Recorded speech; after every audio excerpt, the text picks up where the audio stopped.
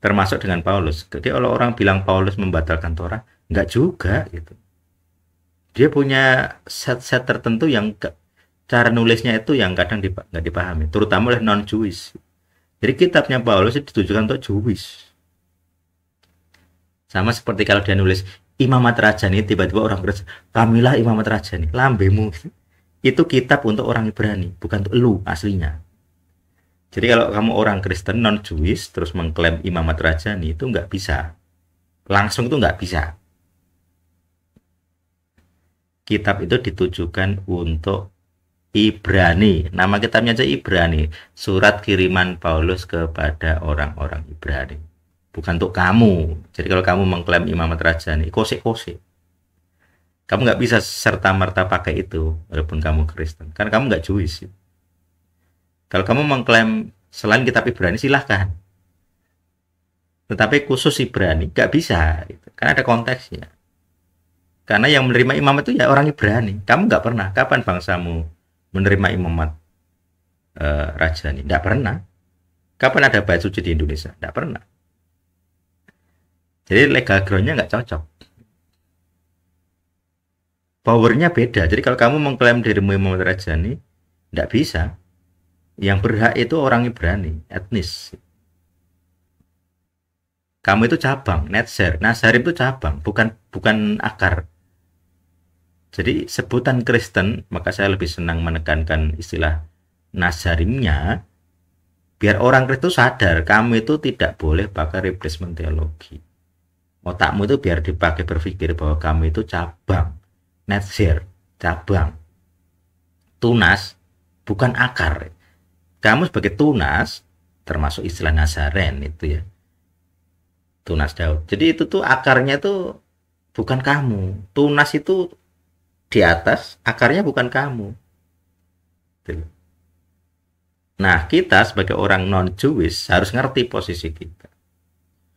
Makanya saya dulu cukup ragu dengan El Sadik dalam hal begini. Apakah El Sadik, karena ini kan saya non-Jewish gitu, secara etnis setahu saya itu saya bukan Jewish, bukan Yahudi.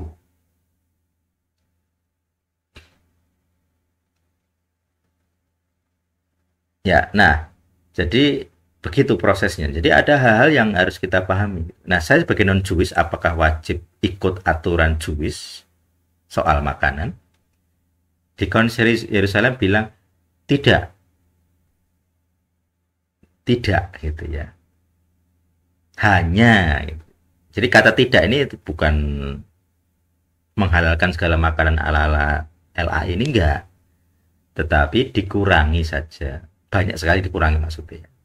Jadi artinya kalau kamu pakai beriman kepada Konsili Yerusalem, terus kamu makan babi misalnya, kamu nggak akan disalahkan di hadapan Tuhan misalnya. Ya Tuhan, misalnya nanti ada pendakwa gitu, entah setan, Tuhan, malaikat atau siapa. Hey nak, kamu orang Kristen kok nggak ikut aturan Yerusalem, aturan Sinai? Ya Tuhan, saya ikut aturan Konsili Yerusalem. Bukankah itu murid-muridmu juga? Yakobus juga adikmu, adik jasmani. Kamu punya pembelaan. Kalau orang mendakwa saya tentang makan babi yang dihidangkan, saya bilang, saya ikut aturan Paulus. Salahkan Paulus. Selesai. Jadi kalau Tuhan menyalahkan saya, berarti Paulus salah. Padahal Paulus katanya diutus Tuhan. Berarti Tuhannya salah. Nah gitu kalau saya. Ini kalian tuh bisa berdalihnya begitu. Ada legal groundnya. Jadi kalau orang mendakwa saya, kamu kan Yahudi, harusnya kan kamu ikut Yahudi. Siapa lu nyuruh-nyuruh saya? Kamu tidak punya wewenang memerintah saya. Saya mengikuti aturan sini ada alasannya, bukan karena untuk kamu. Aku tidak peduli kamu setuju atau tidak, aku tidak peduli kamu senang atau tidak. Kamu mendukung atau tidak, bodoh amat bagi saya. Ini untuk manfaat saya sendiri, kan anugerah bagi saya sendiri. Kamu mau mencibir atau mendukung tidak berpengaruh kepada saya, gitu ya. Mau ketawa, mau mendukung ya, saya senang kalau mendukung. Kalau mencibir tidak berpengaruh kepada saya. Saya tidak bergantung kepada orang. Nah itu. Saya harapkan teman-teman begitu juga gitu. Jadi kita harus ngerti kenapa saya mengikuti yang mana, itu ada alasannya. Jadi kan nanti kalau kamu di sidang Dewan Ilahi, kamu bisa menjawab gitu. Kamu bisa berargumen. Itu sistem legal ground. Jadi kalaupun nanti setan mendakwa, kamu punya argumen. Kalau misalnya, ya Tuhan, saya sudah menyucikan tubuh saya dengan makanan-makanan tahir. Saya sudah berjuang. Mana pantas tubuh saya diberi sakit penyakit. Nah gitu loh. Jadi doa-doa kesembuhan. Kenapa banyak orang nggak sembuh? Lah kotor legal groundmu. Kamu nggak punya argumen. Gitu. Kalau disuruh membahas tentang makanan sehat yang torah itu tadi, apa jawabmu? Lah saya sukanya makan jeroan, saya sukanya kolesterol, saya sukanya babi, udang. Mulutmu sendiri akan mengakui. Gitu. Malah mulutmu akan melawanmu sendiri. Jadi kalau kamu sakit karena ulahmu sendiri terus kamu doa Tuhan, kenapa saya nggak sembuh? Lah kamu saja perilakumu salah. Perilakumu itu melawan kesehatan. Bagaimana kamu bisa berdoa minta sembuh? Gitu loh. Jadi kalau punya legal ground itu ngerti. Jadi iman tumbuh dari pengetahuanmu dengan dirimu sendiri. Jadi kalau kamu nanti bersaksi, kamu sah gitu. Mulutmu dan hatimu itu sama. Jadi kalau mulutmu bersaksi, Tuhan hidup saya suci, hidup saya sehat. Kenapa saya sakit? Nah terus kan hatimu ngakoni, iya sih saya makan jeroan, saya makan segala yang tidak tahir. Gitu. Doamu nggak ada kuasa. Gitu. Tapi kalau kamu sudah ngikuti se sekudus mungkin gitu ya aturan-aturan yang khen tadi anugerah tadi. Kemudian kamu berdoa, Tuhan saya udah makan sesuci mungkin. Mana pantas saya kena penyakit pencernaan. Ada legal groundnya. Ada pembelaan bagi doa. Tapi kalau doamu yang tadi itu omong kosong, nggak ada powernya. Setan pun ketawa lihat kamu doa gitu. Sama seperti kamu maling gitu. Kamu berkhotbah, PowerPointmu bacakan, terus kamu keluar-keluar. Kalian jangan korupsi, kalian jangan mencuri. Terus setan kan ketawa. Lamben nih. Lawang khotbahnya saja, proses khotbahnya saja tidak suci. Ada dakwaan pencurian. Nah itu. Ini hal-hal penting yang harus kalian pergumul. Jadi intinya kita membersihkan legal groundnya. Makanan itu salah satunya. Legal ground itu nggak selalu dosa. Kamu makan yang tidak tahir, kalau disebut dosa sulit. Termasuk makanan rekayasa tadi soal teknis gitu ya. Tetapi itu mendatangkan penyakit. Gitu. Kalau kamu makan daging olahan, sosis dan sebagainya, itu lebih nggak sehat daripada daging segar. Itu sudah rumus ilmu medis. Terus kamu ketika rutin makan daging olahan tiap hari misalnya, banyak pengawet, banyak ya gitu-gituan. Terus kamu nanti berdoa Tuhan sembuhkan saya, Tuhan sembuhkan saya. Legal groundnya jadi kurang. Doamu jadi kurang, powernya kurang.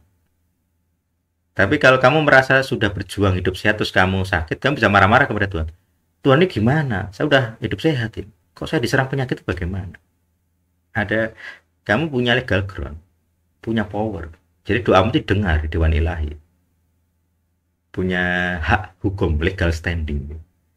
Lah kamu aja hidupmu penuh penyakit tak berdoa minta sehat tuh di hadapan Dewan Ilahi nggak masuk. Nggak punya wewenang, omonganmu tuh nggak didengar. Sama seperti kamu perokok, menasihati anakmu nggak merokok. Alah anakmu sendiri melihat kamu merokok ya nggak bisa. Maka saya memfilter itu ketika orang menasihati saya cek dulu. Ketika saya misalnya saya mengajarkan sebisa mungkin kita nggak membaca, kemudian orang melihat, loh kamu kan masih membaca di ini. Terus saya balik tanya, lah kamu sendiri sudah praktek atau belum? Kalau kamu masih membaca menasihati saya, namanya omdo, kamu pendusta. Mulutmu ngomong, kamu harus A, B, C, tapi hatimu tidak. Kamu maling, tapi mulutmu menasihati supaya tidak maling. Saya menasihati tidak maling, saya buktikan gitu. Khususnya software saya sudah bisa. Memang tidak semuanya ya.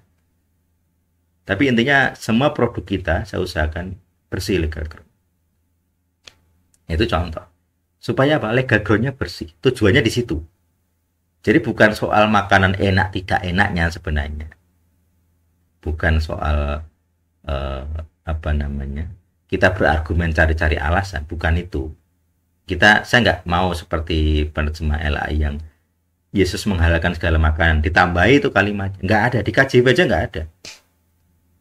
Karena otaknya pengen makan enak. Biar nggak merasa bersalah, maka dia bikin terjemahannya. Versi sendiri. Nggak ada di bahasa asli Yunani aja nggak ada. Dari mana dia dapat tulisan? Saya nggak tahu manuskrip mana yang dia acu. Karena otaknya dia pengen makan babi gitu ya. Supaya bisa menghalalkan itu tadi. Maka dia nyebut Yesus di situ. Yesus menghalalkan segala makanan. Nggak ada ayatnya sebenarnya. Konteksnya bukan itu. Kalimatnya itu aja nggak ada. Nah gitu. Jadi kita di sini bukan sedang mencari alasan supaya boleh makan ini itu, bukan itu. Tapi kita sedang memaknai Tuhan itu sebenarnya sedang mau apa di dalam aturan-aturan Sinai. Kemudian kesepakatan para murid yang asli murid ya, masih hidup ya, Petrus dan sebagainya. Di Konsili Yerusalem, termasuk tadi ajaran Paulus. Kita di generasi keempat adalah begitu ya. Di era modern ini, saya akan mengikuti yang mana?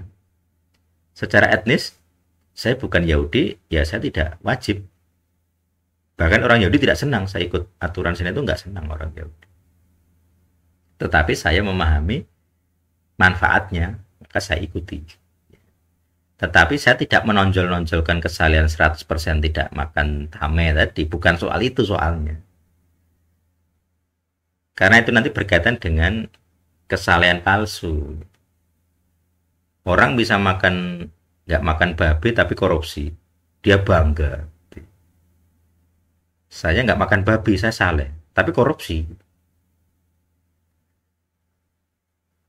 Saya khotbah, tapi saya maling.